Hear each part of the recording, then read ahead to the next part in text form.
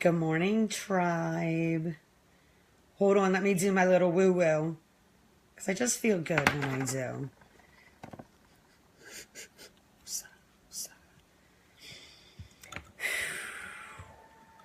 Today's topic is coming right from the gut. And it's probably going to hit you right in the jugular. So here's what I want to talk about today. Are you living in fear? Or are you living like on purpose? Here's what I mean. I'm going to give, where is everybody? Here, hold on a second. Where are the people? Where are my girls? What is up? Who is here? If you're here, I'm looking at a list, so I can't even see you. I don't know how to do that anymore. If you're here alive, throw me a one, throw me some love, say hello. And I am going with, on God. On God. That's Lily's favorite. And I'm going to need a new one. Oh my gosh. We went through that quickly. Hi, who's here, guys? It's Coach Kathy from TeamFitFanFitness.com, creator of Vibe Tribe Group Coaching. Judy, you got on quick. Weren't we just talking? Been trying to get on 9:30 on the days that I have the 12 o'clock class and 12 o'clock on the days that I don't. So I was just listening to something and it just hit me right in the freaking gut. I remember, and it just brings me back to my story and how I got here, like friggin' homeless crackhead to like owning 2 homes and opening a fitness center. You know what I mean? Like if you would have told me that 20 years ago, where was I 20 years ago? We don't want to know. We don't even want to know. But that is the joy in this, because I believe, and I know that each and every one of us has some story that we're meant, some gift, some skill, some passion, some purpose that we are supposed to be giving to other people to help them. And it just clicked as I was listening to one of the women that I follow. Like, are you living in fear today, or are you living like on purpose? And I'm going, well, the bills just hit and the bank account's looking a little light. I was living in fear, like, maybe I should start cleaning houses again, even though I hate it. Maybe I should get a 9-to-5. These are the thoughts on my ride home just now from daycare. Maybe I should get on eBay and start selling shit. Like all these thoughts of how can I make money real quick right now? The moral of that point is going to take you back to my story real quick.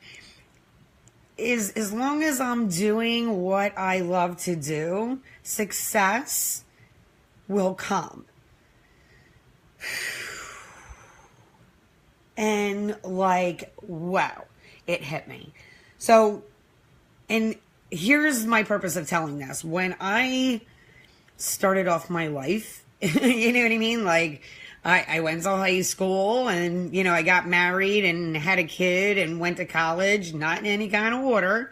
I got divorced. I went down a really dark path, total downward spiral, ended up homeless, in abandoned mini-homes, for 4 years, like in North Philly. And, I used to be so ashamed to tell that, because I didn't want you to judge me. Pretty much today, I don't give a shit if you do, because I'm going to use the strength in my story to get to where I want to be, right? So, ended up in jail, pregnant. That's a landline, guys. Who has a landline? Who has a landline and never answers it? May. So yeah, ended up in prison, right? Oh, it gets better.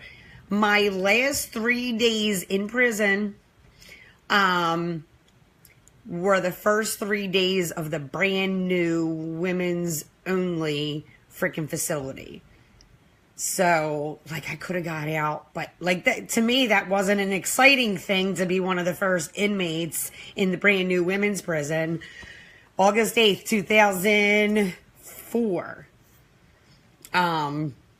Yeah, that sucked. And I was there to the 11th, and it sucked. But I was in jail for 4 months of my life, pregnant. So, like, I was kind of rescued. Because how I ended up in prison was a big drug bust. That baby, it was just a crazy. Either way, I couldn't stop using, and God kind of stepped in. God, the universe, Buddha, whoever you want to believe in, stepped in, and I had found out right in there that I was this much pregnant. Like the real faint line that says positive. So when we found out and took me to the hospital and all that, I was like 4 weeks, and I stayed there from April to August. April 4th, 2004, 4404. That's why I like that 4 number. Was when I got arrested, and I got out August 11th. So it's kind of crazy. Yeah, I almost want to cry right now because that was just such a big release. And listen, I went to so baby dad, he's upstate for 2 years because he had a record. No way. Not my drug dealer boyfriend. Yeah, he did. So I'm in prison. I get out. I have nowhere to go. I have no family. The reason we got locked up is the abandonment we were staying in caught on fire. So we had nowhere to go. So it was kind of good that we got locked up because I got 3 hots and a cot, right? But I believe that was divine intervention. Totally divine intervention. Anyway, here I am. No family, friends. Are you kidding me? He's locked up. He's upstate. You know, went to an all-women's facility, an inpatient, I forget what they call it, at 40th and Parkside. I was the only white chick there, and they hated me. Everybody hated me. Didn't matter. Everybody, the staff hated me. But I was there for like 8 months. Had the baby, had Christian there. He's 13 now. And got my shit together. Like that place, Interim House West, IHW. We had a cheer and everything. That was such a freaking great place. Do you believe I'm saying that? Not then. That was such an awesome place and taught me so much about being responsible for your freaking actions, right? Where is this long story going? I don't know. Maybe it's Truth Bomb Tuesday and I felt like I needed to get this out. Because there's a moral, right? You know, method to my madness. They helped me become self-sufficient. They helped me get my own apartment. I was going to meetings and recovery, all that stuff for 10 years. I stayed for 10 and then I said deuces. Christian's father, as soon as he got out of jail, he overdosed and died when Christian was like 1.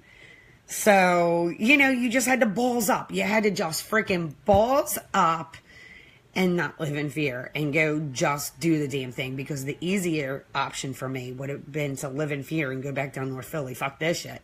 Fuck this shit. But I lived in fear, and I went back to college, and blah, blah, blah. I got remarried, had another baby. And I remember during this time, I got a 9-to-5 job.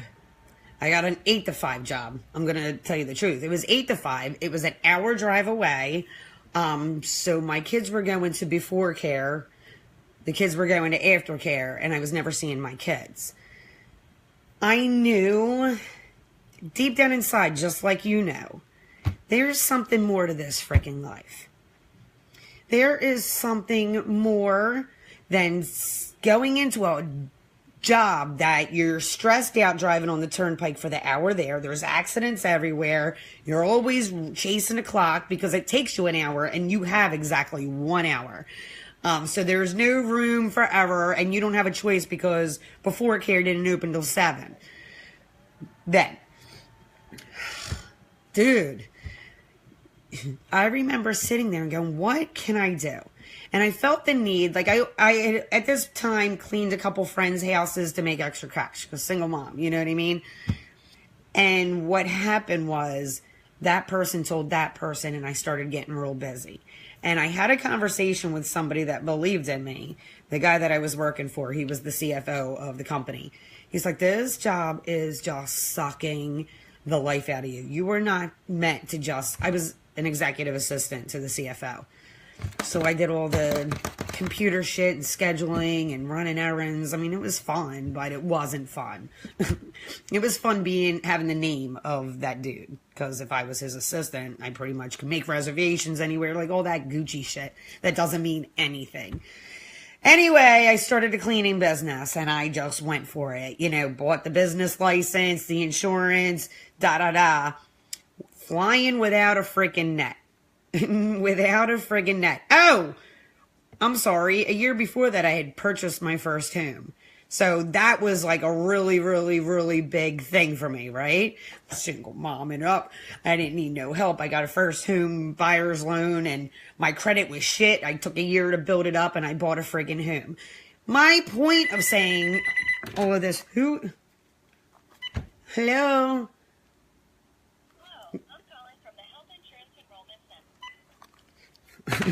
Gotta be kidding me. It was an automated call. The moral of this story is I knew that there was something more, but I had to stand in that scary ass, feared up place to try what if. What if? And here's the other thing. Any opportunity that's given to you, freaking take it. You don't have to know the how. Just freaking do it because we'll figure it out. We figure everything out. I didn't know how to put eyeshadow on until I figured it out. Right, Trisha? You know what I mean? So just freaking do it and figure it out as you go. I was always waiting for the right time, the right number in the bank account, the right dude, the right situation, and the right time, the right place, the right situation, the right bank account is always right now. So anyway, I started a cleaning business. It was great. I got remarried. I started hating it. Like, what the frig? The money's fantastic. Why do I hate this? Here, I had another baby. I was 40, and I got into fitness. And people started asking me how. And I'm like, oh, I kind of love this. Like, it was setting my soul on fire. And there was the next stepping stone. I knew I was meant to do something that's not working for somebody else. I knew that. I didn't know what. So follow every single opportunity that is presented to you, even if you're scared. If you're going to a job that you hate every day and you're miserable all day and you're living for Friday and in freaking disgust of Monday, we're doing it wrong. We're doing it wrong. Which led me to creating this 3-day workshop that I'll share the link for you guys to figure out what the frig I love to do? What brings me joy? Because that's what we should be doing. It's like we have it wrong. We're working at something that we hate and our hobby is like in our spare time. Don't you want to switch that? Don't you want to do whatever like, sure, I have responsibilities and shit that I don't want to do, like laundry, and I could probably hire somebody, but come on, I'm right here, you know what I mean? I haven't seen the value in that yet until I'm bitching when there's 6 loads to fold. But then I don't want anybody touching my clothes, so I'm going to do it, and I'm going to bitch about it. But stop doing shit that you hate. And we do it, here's why I did it. I did it because I had to pay bills. Because I had to freaking pay bills. I had a choice every morning, though, if I was going to continue going to this piece of shit freaking life-sucking job, or was I going to take a chance on myself? And there is nothing more empowering than taking a freaking chance on yourself. And guess what? Like, when I opened the fitness center, I don't know how I'm making that rent every month. I have no idea how. But it doesn't matter as long as I keep showing up and give it 100%. And here's what happens when you're living in fear. You're not showing up and you're not giving 100%. Figure it out what it is that sets your soul on fire and freaking do that. Freaking do that. I'm going to do that. I'm going to go into my fitness group because we're on day something. I don't even know what day it is. Every day is Friday in my world. Sundays are my favorite day. I think Sundays are my favorite. Absolute favorite. Because none of the kids have to go to school. We get to putz around as a family all day together. So that's what I'm doing. I'm living my purpose. I'm living my dream. I love what I do. I love seeing other people get the same kind of freaking results. And here's my big why. I want to be able to do, have, go anywhere I want without having to look at my freaking bank account. That's my big thing. That's my biggest thing. I don't want red bottom heels. I don't want a fancy car. I don't want, I don't know, $1 million handbag. I don't want that stuff. And if you do, there's nothing wrong with that. Absolutely nothing wrong with that. I want to take my people wherever I want to take my people and go see the freaking world. I want to show them all the things. I want to do all the freaking things with them. And I don't mean buy them all the shit. Frig the shit. Let's go do all the things. And that is going to happen. And retire my husband. I want to freaking retire my husband. By the time I am 50, I want to retire my husband. If I believe it, and if I'm living that purpose, I know you hear the cat. Here we go. The cat lives up in the loft now. The poor thing hasn't come down. Every now and then when he's in his crate. Hold on. If you're talking to me, you'll have your main show with 5,000 commercials all over the place. But we'll always come back to our regularly scheduled program. All right, he's being heathen. Guys, do what you love. And it's never too late. And you're never too old. And I'm never too heavy. And I'm never too dumb. I am enough. If I am good at what I love to do, and of course you are because you love to do it, that's the thing you should be doing. Seriously, love you guys. Tell me what it is that you want to do. Bye.